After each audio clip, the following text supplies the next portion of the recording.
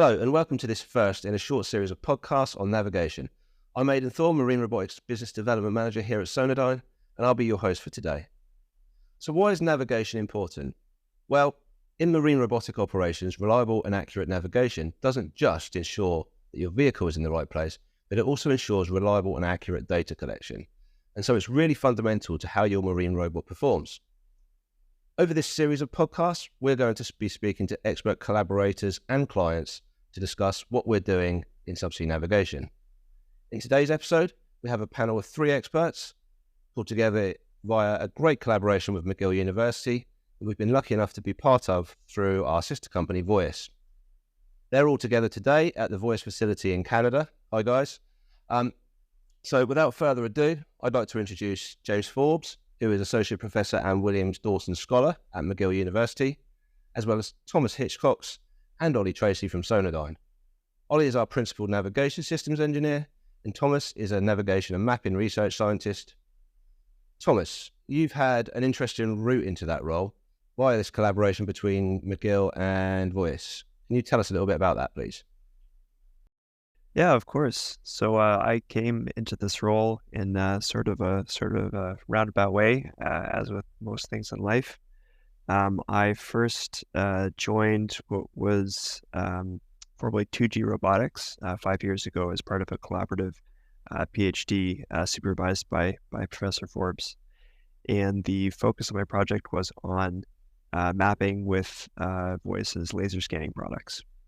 So along the way, I developed some algorithms for point cloud alignment, and that basically allowed us to perform trajectory correction over time. So the focus of the project was improving both the navigation side and the mapping side using some of Voyis's systems. And Voyis was acquired by Sonardyne, now the Covelli Group, a few years back. And through that connection, I came to work for Sonardyne as a navigation and mapping research scientist. Great. Well, it's good to have you on board, Thomas. James, can you tell us a little bit about how that collaboration with Voyis and McGill was initiated in the first place? Yeah, so actually at the time it was 2G Robotics, and they reached out to me. They knew I was working in this space of autonomous systems, of navigation. And in Canada, there's some really great funding programs that allow or enable collaborative research with companies. And so we wrote one of these grants. It was funded, and that led to a really great collaboration with 2G, which is now Voyis. And Thomas was part of that project. There's been some other students part of that project. And we've had a lot of fun, solved some really interesting problems. And it's been a really great experience. Fantastic. Great. And Ollie, you're the last one on the screen there. You joined Sonardyne last year. Can you tell us what brought you to Sonardyne? Yeah, so Sonardyne for the last 11 months. Two decades worth of experience sort of in modeling, simulation and algorithms, plus quite a bit of software development over the time, mostly for the defense sector. In that work, I tended to find navigation was the thing that made me really want to get out of bed in the morning.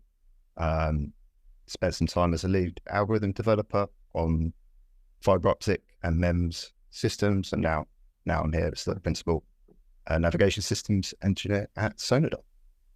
Great. Well, thank you all very much for taking the time to come and speak with us today.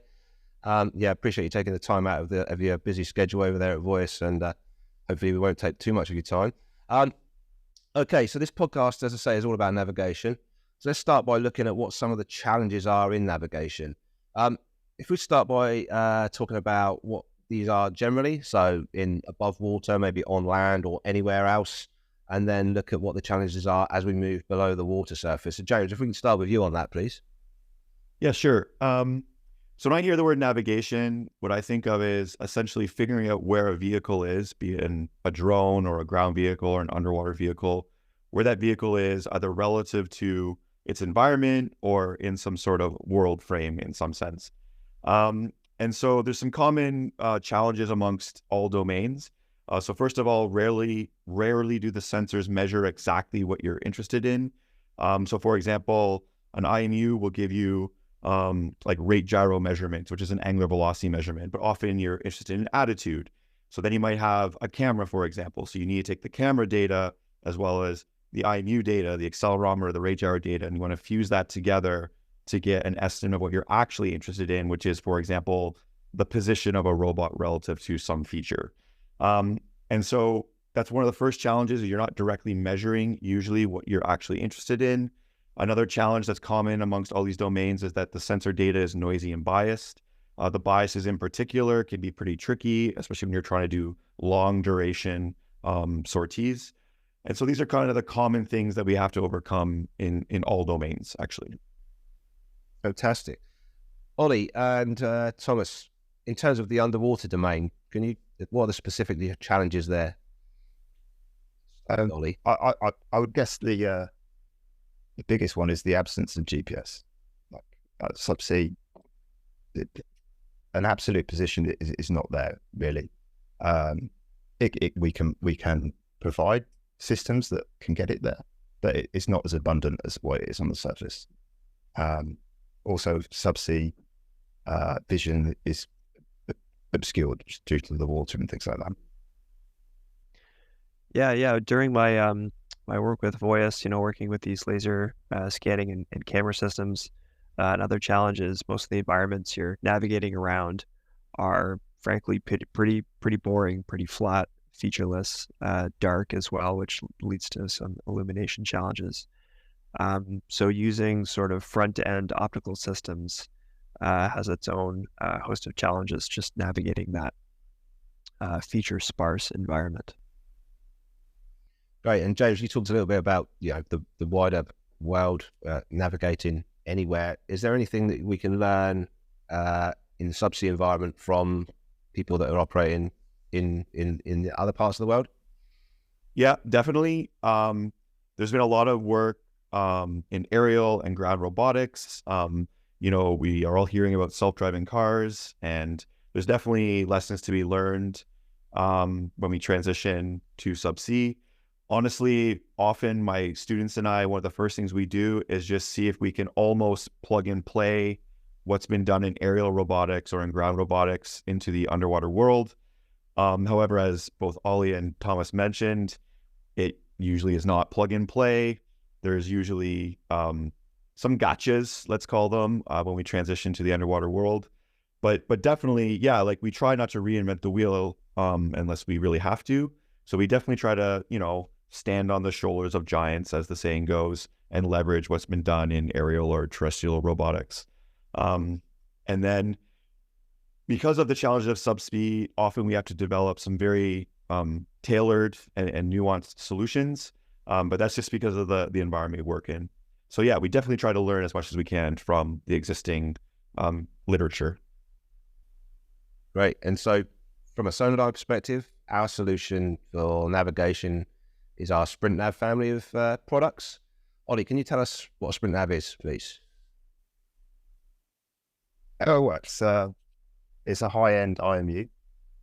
It's a DVL and pressure sensor or depth sensor. That combination subsea is awesome. Like that can really get you far. It bounds your position, positional drift from your IMU. So the IMU and the DVL work really well together. Its SPRINT-Nav is a tightly coupled system between its IMU and its DVL, so it's able to work off beams, which means it can go more places than a standard loosely coupled system. It's also got great integration with LBL, USBL. It can take latent USBL measurements. And another key point of the system is it works with our Janus post-processing software. So we're able to smooth a solution over a large dropout of absolute positioning somewhere. It's a great system. Great. And Ollie's mentioned a number of things there, Janus, LBL, USBL. Just for anyone that's new to any of this, there will be some show notes in this underneath this episode. So yeah, we'll be able to point you at pointers for for any of those things as well afterwards. So yeah, do check the show notes out if you want to dig a little bit deeper on any of the things that Ollie's mentioned there. Thomas, you obviously used the SPRINT-Nav in your research project. Tell us a little bit about how you've used the SPRINT-Nav and how it supported your work. Yeah, gladly. So again, working with these, optical sensors at Voyis, we need a navigation solution to build up our maps over time, our laser sub maps.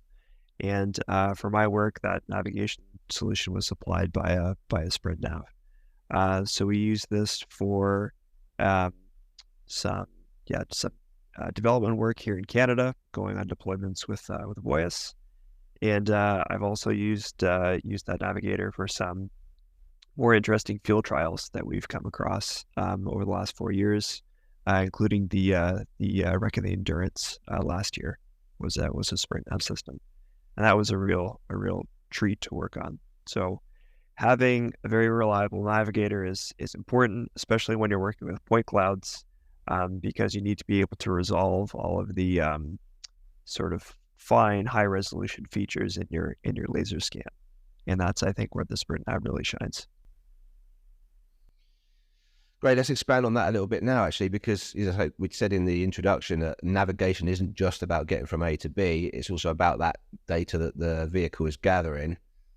So, James, Thomas, I know we've spoken before about balancing relative mapping requirements with user needs for absolute accuracy, and the difference between relative and worldview in navigation and data collection. Talk to us about your work in that area. If you can start with you, James. Yeah, sure. So maybe I'll start off very high level.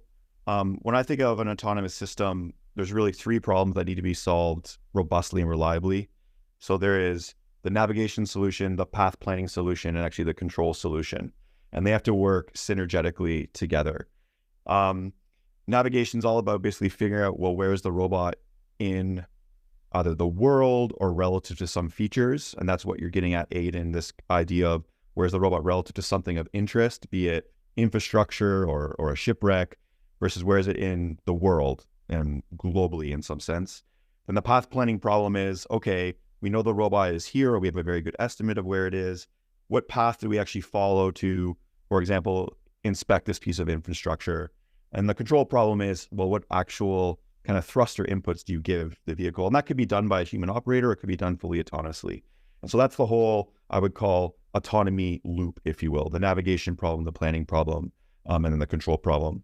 And then as we just alluded to now, when we talk about navigation, we can talk about, well, where is the vehicle in some sort of global frame? And GPS will give you that, essentially. But as Ollie mentioned earlier, in subsea, often what's actually important is the relative navigation solution. So if you're looking at some sort of infrastructure, you're trying to inspect that, what really matters the most is where certain features are, whether it be, a piece of concrete or, some part of a wind turbine pile, where is that relative to another feature? And so that's where a lot of the work that, for example, Thomas did with Voyis really focused is on these so-called relative navigation solutions.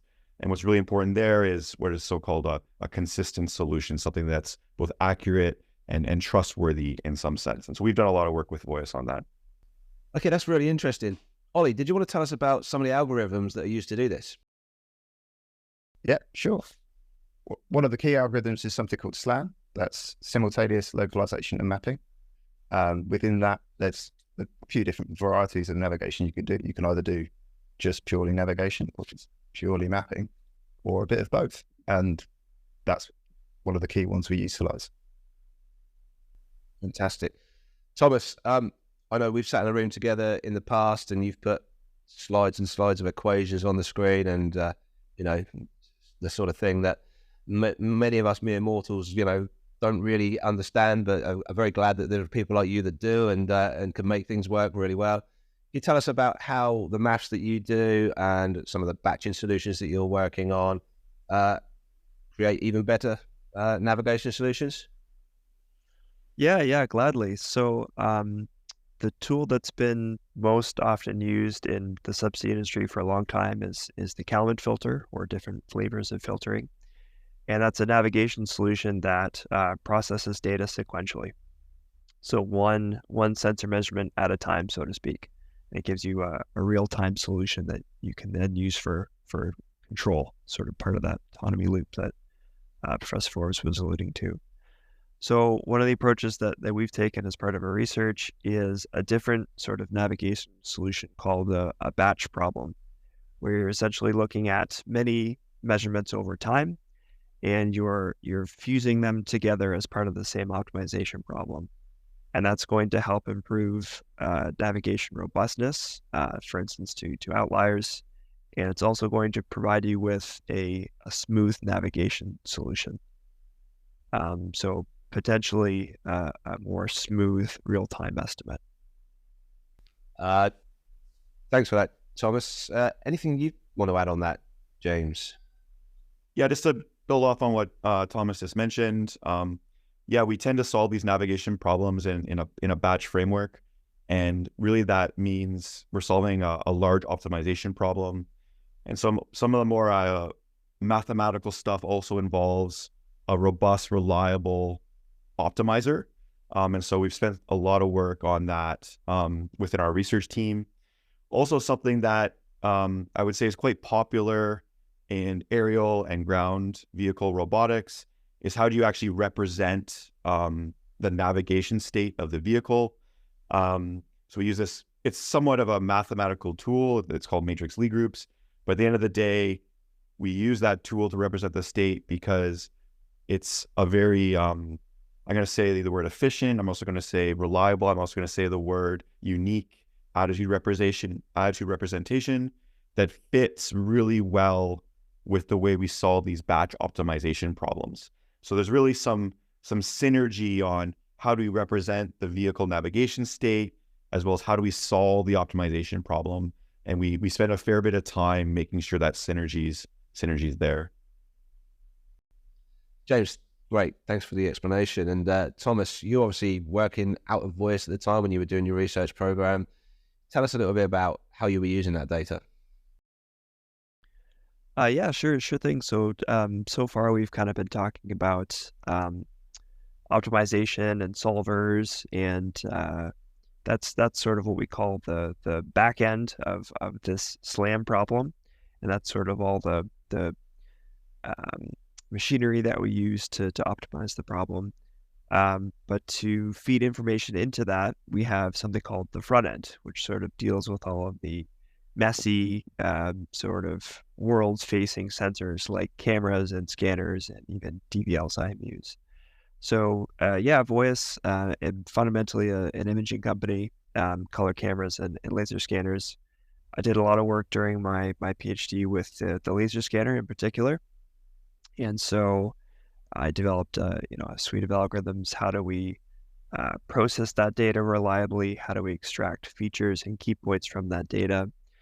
A lot of the techniques I used came from aerial and terrain applications, because often when you go down to image something, you have a shipwreck or a piece of infrastructure or something interesting and sort of textured, where you can really apply some of those existing tools.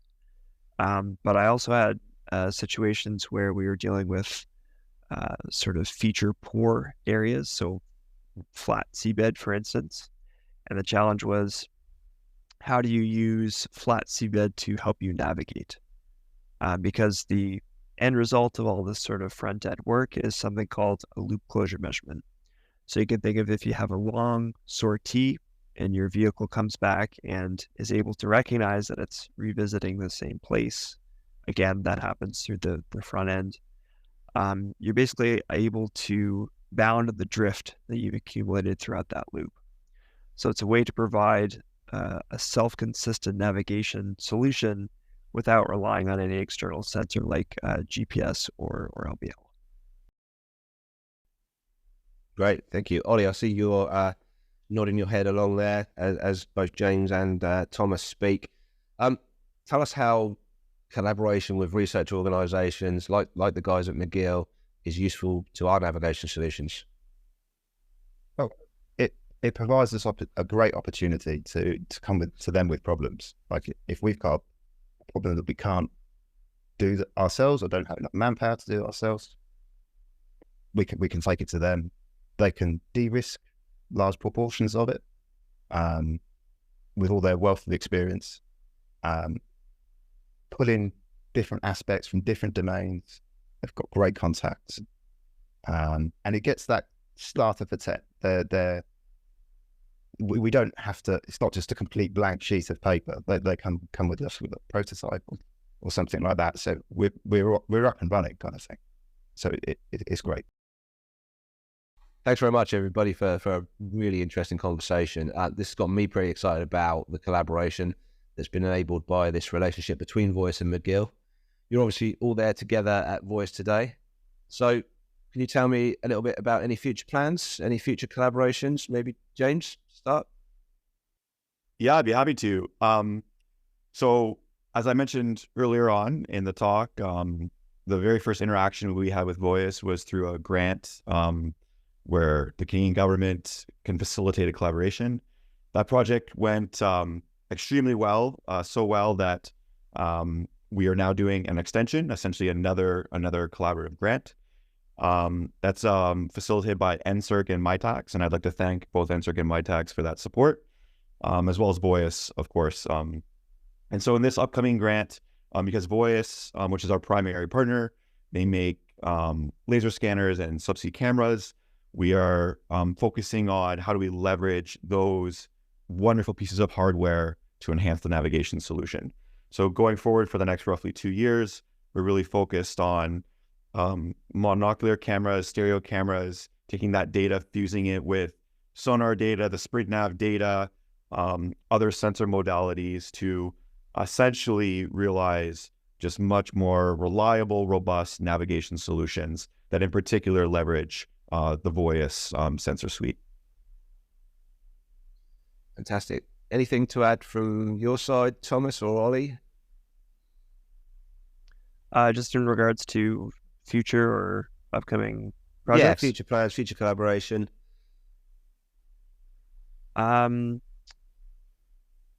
Yeah, I can tell you we're keen to sort of explore these batch formulations as a supplement to the existing nav solution, and there's a few sort of side project ideas that we'd like to take back to the McGill team to sort of prototype and maybe look to incorporate some of those sometime next year. Great, thank you very much. Ollie, any final thoughts from you? Yeah, like this is a great setup. Like it's a great relationship going forwards. It's exciting, this link back to universities and putting in cutting edge research into our product, and I can't wait. I really can't. It's such an exciting part and transition for Sonardyne going forwards. Yeah, and from my perspective, like not only do I get really excited about actually getting access to real problems and helping solve these real problems, the students are incredibly excited about this too. Like the students don't necessarily want to sit, in the ivory tower and just do maths all day, right? Like they get excited about real problems and how they can solve these real world problems. So I agree with Ollie, like, in the past, over the last 4 years with Voyis, and we had some really great projects to work on, solve some real problems. And I'm just looking forward more to getting exposed to more problems, helping solve those problems with both Voyis and Sonardyne. So yeah, it's just as Ollie said, it's just an amazing opportunity really to really have an impact. So that's really exciting. Fantastic. Yeah, I think the best collaboration, the best research, the best innovation always comes out of industry working closely with academia and research organizations. So I think this is a really strong example of that already. And, we've seen people like Thomas that have come through that academic PhD route and ended up in a good, solid career with Sonardyne now. It's good to see things like that happening and the links between the academic organizations and the industrial organizations really sort of paying dividends. So great. I think that really brings us to the end of what we had to talk about today. Just want to say a big thank you to yourself, James, to Thomas, and to Ollie for taking part in this conversation today. It's been really great talking to you. I want to wish you all the best for the rest of your time together over there in Canada. Please do say hello to the guys at Voyis for us and say a massive thank you to them, not only for hosting you guys today and giving us the space and the time to do this, but also for introducing us to this fantastic collaboration that we've got going with yourself, James, at McGill University, and all of the other students that we've got working on things and had working on things as well. As I say, I'm really excited to see where this goes next, and maybe we can follow up with another one of these at some point in the future. That would be really nice to see. To the audience, I'd like to thank you for watching. Do check out the episode show notes. I mentioned earlier that there will be a bunch of notes in there where we will be able to link to various things related to this blog. Some of the stuff that Ollie mentioned earlier can be in there. And we will also put links up to some of the published work that's already been done in this field, some of the stuff that Thomas and James have been working on. That's it for this one. Our next episode will be recorded in a few weeks' time during Oceanology International. If you're at that show, do drop by the Sonardyne stand and say hello. But until then, don't forget to hit subscribe and you'll get notified of when the next episode is ready. Thank you very much.